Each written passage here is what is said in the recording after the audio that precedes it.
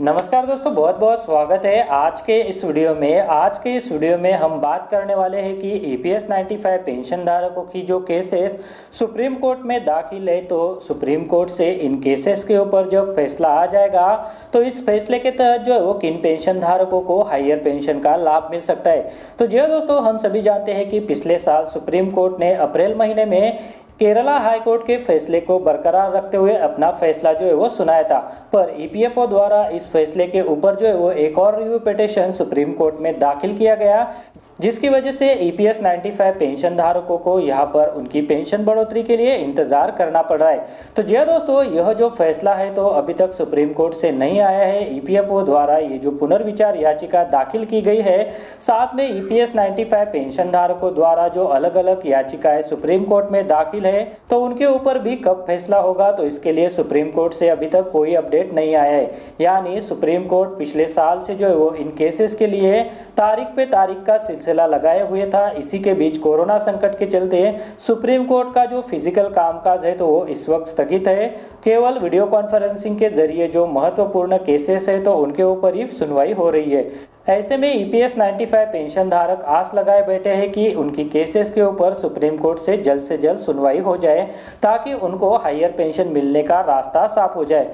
तो आज के इस वीडियो में हम जानने वाले हैं कि सुप्रीम कोर्ट के इस फैसले के बाद किन पेंशन धारकों की पेंशन जो है वो बढ़ सकती है, किन पेंशन धारकों को उनकी एक्चुअल सैलरी के बेसिस पर हायर पेंशन का भुगतान हो सकता है। तो जी दोस्तों, एम्प्लॉय पेंशन स्कीम जो है तो इसके जो अलग अलग पहलू है तो उसके बारे में भी हम इस वीडियो में जानकारी लेने वाले हैं। साथ में अभी जानने वाले हैं कि इस स्कीम के तहत जो है वो किन पेंशन धारकों को बढ़ी हुई पेंशन का लाभ मिल सकता है। तो चलिए दोस्तों, ये जो इंपॉर्टेंट अपडेट ईपीएस 95 पेंशन धारकों की पेंशन बढ़ोतरी के संदर्भ में जो कि सुप्रीम कोर्ट के आदेश के बाद हो सकती है, तो उसके बारे में अभी हम इस वीडियो में जानकारी लेने वाले हैं। इसी तरह के अपडेट जानने के लिए अगर आपने चैनल को अभी तक सब्सक्राइब नहीं किया है तो वीडियो के नीचे जो रेड कलर का बटन है उसे प्रेस करके आप चैनल को सब्सक्राइब करके रख लीजिए, ताकि भविष्य में जो भी अपडेट आए तो उसका नोटिफिकेशन आपको सबसे पहले मिल सके।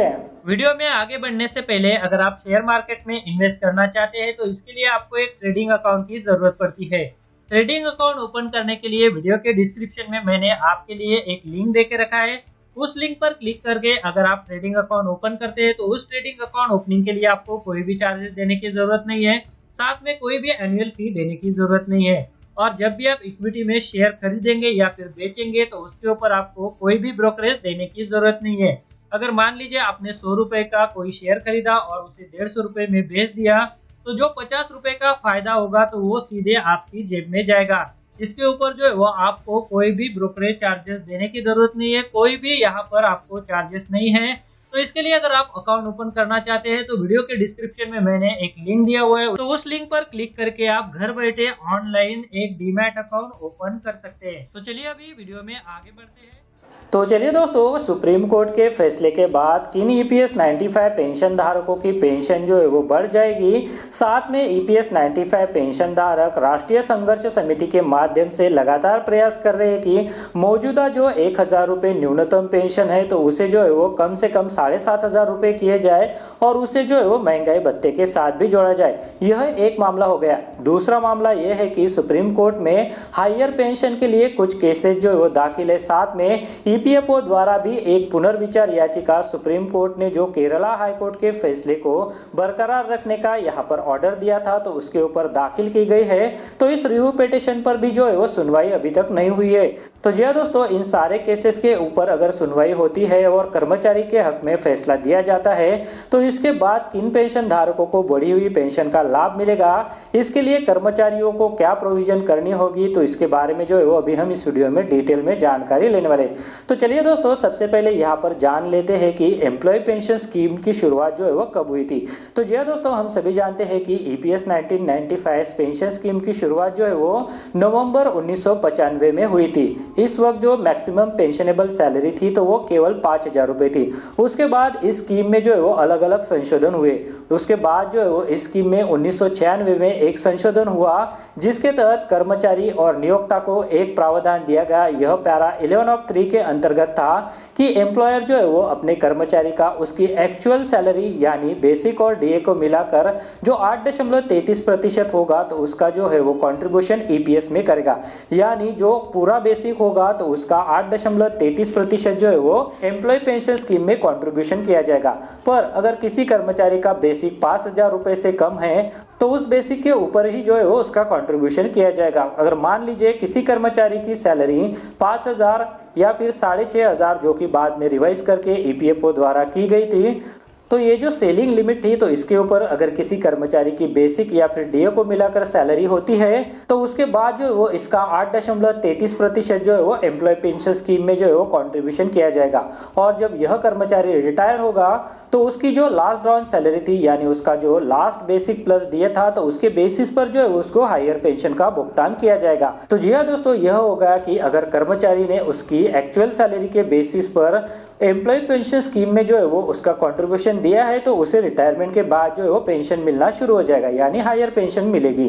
पर बहुत सारे कर्मचारी ऐसे थे कि उन्होंने पैरा 11 ऑफ 3 के अंतर्गत जो ऑप्शन था यानी पूरी सैलरी के ऊपर जो है वो कंट्रीब्यूशन का जो ऑप्शन था तो उसे जो है वो नहीं चुना था, क्योंकि उनके द्वारा पैरा 11 ऑफ 3 के अंतर्गत ये जो ऑप्शन दिया गया था तो उसे जो है वो चूज नहीं किया गया था। उनका कहना था कि यह जो ऑप्शन दिया गया था तो इसका जो है वो ईपीएफओ द्वारा बहुत सारा प्रचार जो है वो नहीं किया गया था, इसकी वजह से जो है वो उन्हें इस ऑप्शन के बारे में पता ही नहीं चल सका था। और इसकी जो डेडलाइन भी थी तो वो बहुत ही शॉर्ट थी, जिसकी वजह से बहुत सारे कर्मचारियों को उनकी सर्विस के दौरान ये ऑप्शन चुनने से मिस हो गए थे। तो जी दोस्तों, ऐसे में कुछ कर्मचारियों द्वारा सुप्रीम कोर्ट में एक याचिका भी दाखिल की गई थी, साथ में अलग अलग हाई कोर्ट में याचिकाएं दाखिल की गई थी और हाई कोर्ट द्वारा भी इनके ऊपर कर्मचारियों के हक में फैसले दिए गए थे। जैसे कि केरला हाई कोर्ट द्वारा फैसला दिया गया था कि कर्मचारियों को उनकी एक्चुअल सैलरी के बेसिस पर हायर पेंशन का भुगतान किया जाए।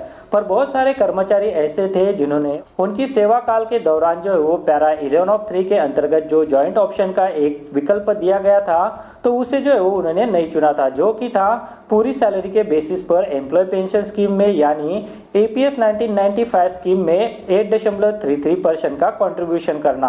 तो जी दोस्तों, बहुत सारे कर्मचारियों ने ऐसा नहीं किया है पर उनको जो है वो हायर पेंशन का भुगतान चाहिए।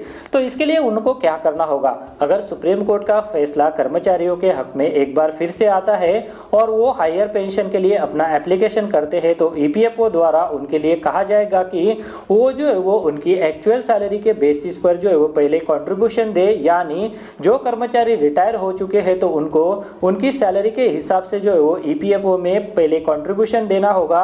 ईपीएफओ ऐसा जो है वो कितना कंट्रीब्यूशन बनता है, साथ में उसके ऊपर इंटरेस्ट भी ईपीएफओ द्वारा लगाया जाएगा। तो वो कंट्रीब्यूशन जमा होने के बाद जो है वो आपको ईपीएफओ द्वारा हायर पेंशन का भुगतान किया जाएगा।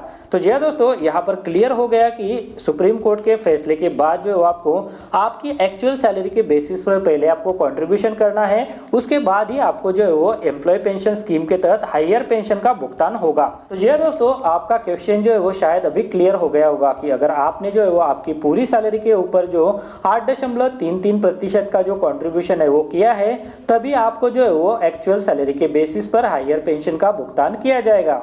और जो मौजूदा कर्मचारी है उन्होंने अगर यह ऑप्शन पहले से ही चुन के रखा है तो उनकी पूरी सैलरी यानी बेसिक और डीए का मिलाकर 8.33% जो कंट्रीब्यूशन होता है तो वो हो रहा होगा। उनकी रिटायरमेंट के बाद जो है उनको उनकी एक्चुअल सैलरी के बेसिस पर ईपीएफओ द्वारा हायर पेंशन का भुगतान भी किया जाएगा। तो जी दोस्तों, सुप्रीम कोर्ट का फैसला आने के बाद जो है वो किन पेंशन धारकों की पेंशन बढ़ सकती है, तो इसके लिए जो है वो पेंशन धारकों को पहले क्या करना होगा, तो उसके बारे में जो है वो आज हमने इस वीडियो के माध्यम से जानकारी ली। इसके बाद भी अगर आपके मन में कोई सवाल है कि किन पेंशन धारकों को एक्चुअल सैलरी के बेसिस पर हायर पेंशन का भुगतान मिल सकता है, तो आप मुझे इस वीडियो के नीचे कमेंट जरूर कीजिए। इसके लिए हम एक लाइव सेशन रखेंगे, वहां पर आप बहुत सारे पेंशनर जो है वो एक साथ आ सकते हैं। आपकी क्यूरी जो है वो वहां पर हम सॉल्व करने की जो है वो कोशिश करेंगे। तो जी दोस्तों, इसके लिए आप मुझे एक वीडियो के नीचे कॉमेंट कीजिए, साथ में कौन सा टाइम कन्वीनियंट होगा आप जो है वो संडे का टाइम प्रेफर कीजिए, ताकि हम जो है वो अगर डिस्कशन लंबा भी हुआ तो उसे जो है वो लगातार कंटिन्यू रख सके। तो चलिए दोस्तों, आज के इस वीडियो में बस इतना ही। आगे भी ऐसे अपडेट जानने के लिए अगर आपने चैनल को अभी तक सब्सक्राइब नहीं किया है तो चैनल को सब्सक्राइब करके रख लीजिए और उसके बाद जो बेल का बटन आएगा उसे भी आप प्रेस कर दीजिए, ताकि भविष्य में जो भी अपडेट आए तो उसका नोटिफिकेशन आपको सबसे पहले मिल सके।